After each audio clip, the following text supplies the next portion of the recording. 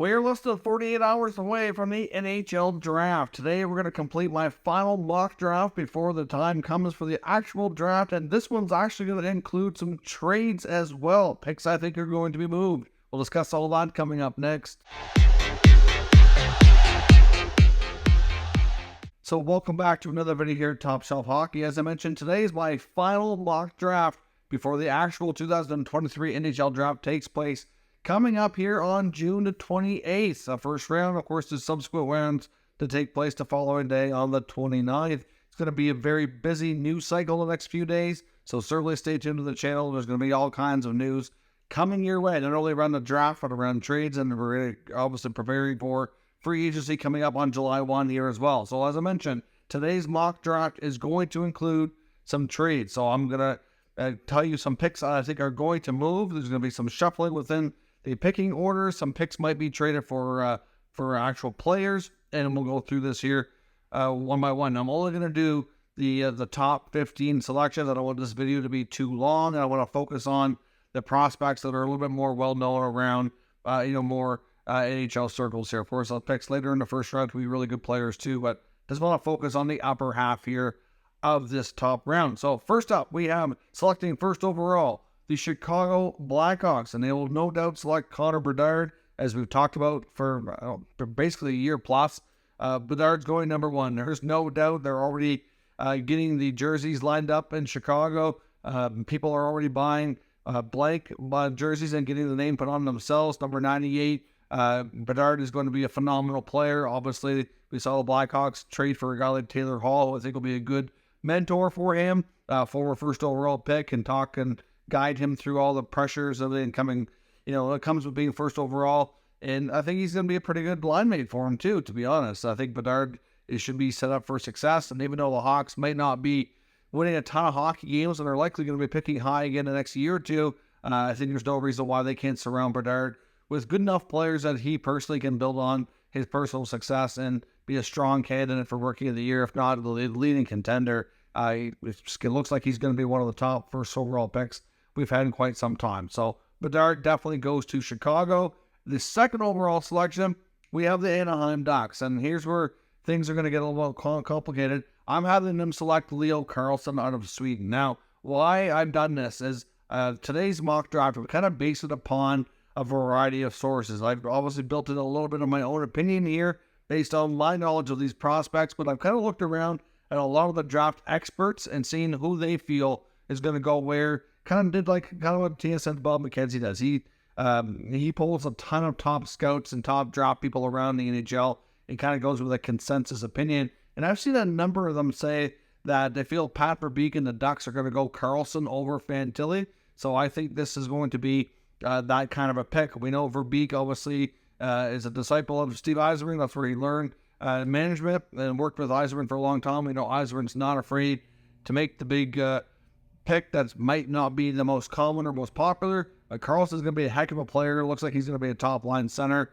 And no matter who they pick here, there's going to be a great addition to their Ducks lineup. There was some speculation about Michkov going here. I don't think they're going to do it though, but you just never know. Selecting third overall, we have the Columbus Blue Jackets, and I'm going to say they're going with University of Michigan's top centerman, Adam Fantilli. Of course, Canadian-born player, had a terrific year. Participated this year in the World Juniors, the World Championships, had a strong season in Michigan. He is a type of player who could go to the NHL right away. I wouldn't be shocked if he goes back to Michigan for another season first. But I think you're probably only looking at about 3 or 4 players in this draft that I think could go to the NHL right away. Doesn't mean they all will. Bedard will. I think there's possible on Carlsson, Fantilli, and then you might get 1 or 2 others maybe trickle in there, but a lot of these guys are going to college or already in college too, so I suspect them to stay. But Fantilli will be the top centerman that the Jackets desperately need at this point.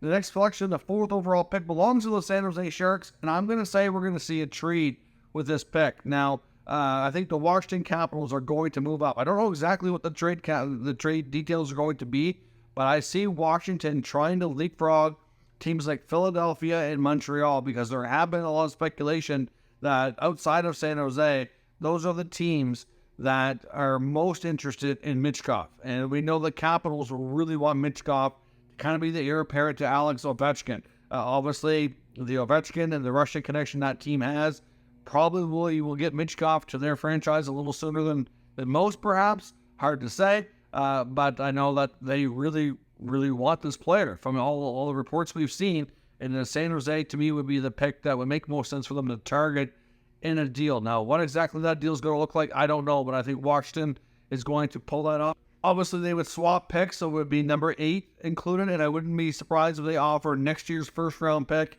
and maybe some other draft capital, maybe a prospect in there as well. And that would entice San Jose to move back to 8, still get a really good player, and allow the Capitals to get Michkov. So that's what I'm predicting. So I think by the end of the first round, we're going to see Washington move up here to number 4 and grab the Russian superstar to be the heir apparent to Alex Ovechkin. And number 5 overall, we have the Montreal Canadiens. There's been a lot of talk and speculation they've been trying to move up to. I don't know if they're going to be able to pull it off. I think the prices will be too high. I think they'd be willing to take their chances of getting Michkov at 5. If not, I think they're going to be quite content to select Will Smith.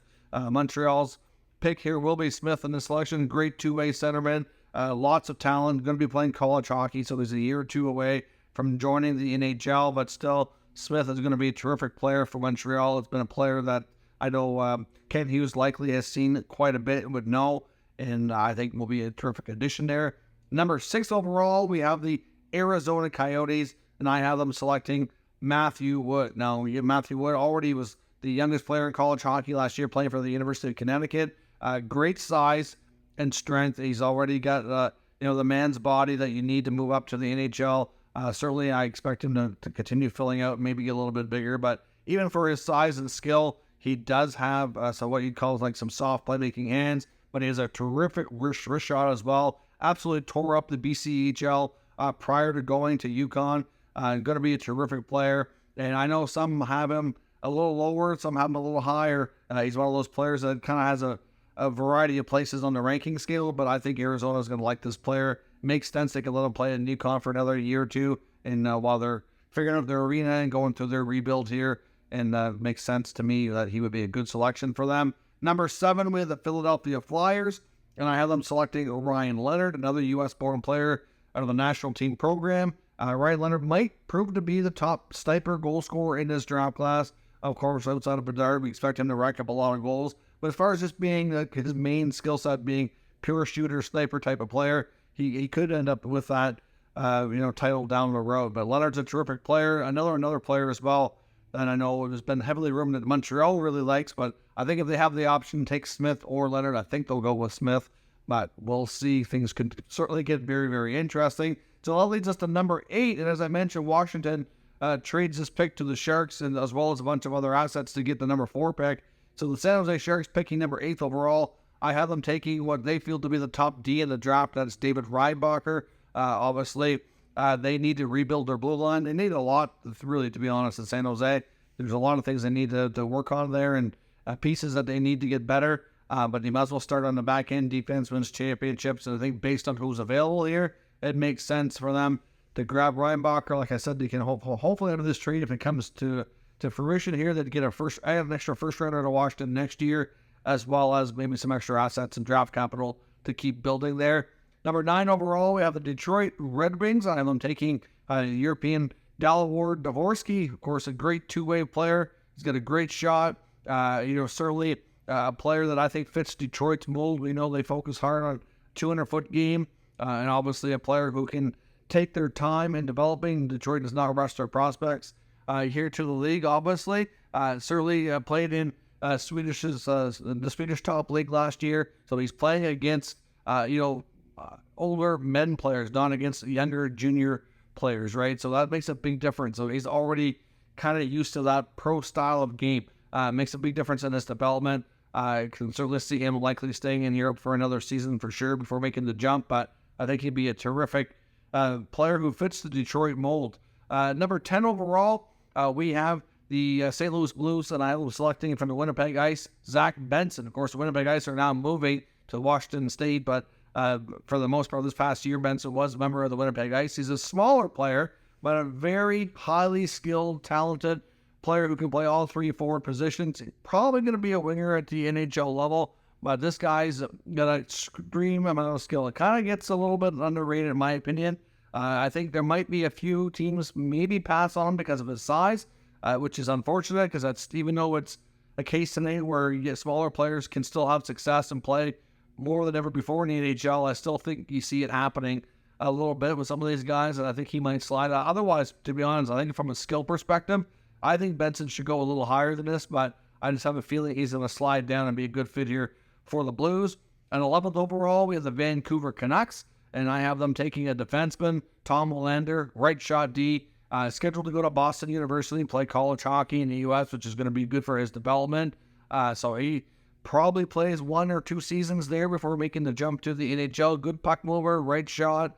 They certainly need to rebuild that blue line. There's a lot more optimism within the Canucks forward group right now than there is on the back end, and Willander could be a good piece to add here in a year or two time. At 12 overall, they have the Coyotes picking again. This is the pick they got from the Senators in the Jacob Chychrun trade, and I have them taking Swedish defenseman Axel Sandin Pellikka. Obviously, the third D now to go here in the draft. Great puck mover. Had a great showing at the World Juniors, but it was a bit of a coming out party. I think Arizona at this point, where they already grabbed Matthew Wood up front, they'll grab a defenseman here. Makes a lot of sense, in my opinion, to kind of round out their roster here a bit. But Sandin Pellikka will be a great addition here to the Coyotes. The number 13th overall selection belongs to the Buffalo Sabres, but I think they're going to trade this pick. I'm predicting a trade between the Sabres and the Calgary Flames, where they pick up defenseman Noah Hanifin in exchange for this pick. There could be other pieces involved, but I see Hanifin going to Buffalo in exchange for this pick. Like I said, I'm not sure what else will be involved, but something, and I see the Flames selecting Colby Barlow. I think Barlow would be an awesome pickup for the Calgary Flames. High compete level, could be a steal in the draft, to be completely honest. He's got a great finish, great shot, great playmaker, just all around really a high tempo, offensively gifted player. Considering all the uncertainty in Calgary with a lot of their players and maybe wanting out, we could see a complete upheaval here with, Hanifin, Backlund, maybe Elias Lindholm, Tyler Toffoli, possibly all moving on. Dan Vladar is going to be likely moved as a goaltender. You're going to see an opportunity for some younger talent to fit in here. I don't see Barlow going right away. I likely think he could go back and dominate another year at junior before having a shot at making this club in Calgary, but I think he could be a real solid pickup for Calgary. And Buffalo is pretty loaded in the young forwards. I think they can afford to move this pick for a top forward defenseman. That trade, to me, just makes too much sense for both clubs. 14th overall, we have the Penguins, and I have them selecting another U.S. player, Guy Perreault. Of course, his dad's Canadian, former NHL player as well, but certainly a case where he's been born and raised in the United States. Committed to going to Boston College, so he's likely going to play a couple of years of college hockey before making the jump to the NHL. Terrific offensive player, great goal scorer, good playmaker. Certainly a player who's probably going to focus on skating and defensive play more at the college level to round out his game before making the jump. But certainly Perreault is a player who is going to get a lot of attention here in this draft, to likely go in the first half of the first round. Number 15th overall, we have the host team for the draft, the Nashville Predators. I won't be shocked if the Barry Trotz and the Preds do pull off some sort of big trade of the draft. I don't know that it's going to involve their first round pick, though. So we will see. I have the Nashville Predators, if they do hold the pick, selecting Oliver Moore. Very fast, smooth skating forward here. Great puck skills, a blistering shot, quick release. Could be a terrific addition to their lineup. Again, like a lot of these guys, going to need a year or two development before making the jump to the NHL for sure. So that's your top 15 selections of the 2023 NHL draft, based on my opinion, with in conjunction with a lot of NHL draft experts. I looked around Bob McKenzie, Craig Button, a lot of other draft ranking services, and kind of merged everything together to get a general consensus where I think everything here is going to go. I mean, I do watch a lot of junior hockey, a little bit of college hockey too, and try to keep up with everything, but it can be challenging to have an opinion about all these teams think of all these players. It's more of a ranking service, and you kind of look at teams looking at the best player available. Do they really need a specific type of player, and kind of making decisions from there. So we'll see what happens. It should be a lot of fun. Like I said, we're close to the draft. I'll do a recap video of the actual picks and all the trades on draft day, so stay tuned to the channel for that. We'll keep you up to date with all the news and rumors around everything here at Top Shelf Hockey. Thank you very much for watching, and I will catch you next time.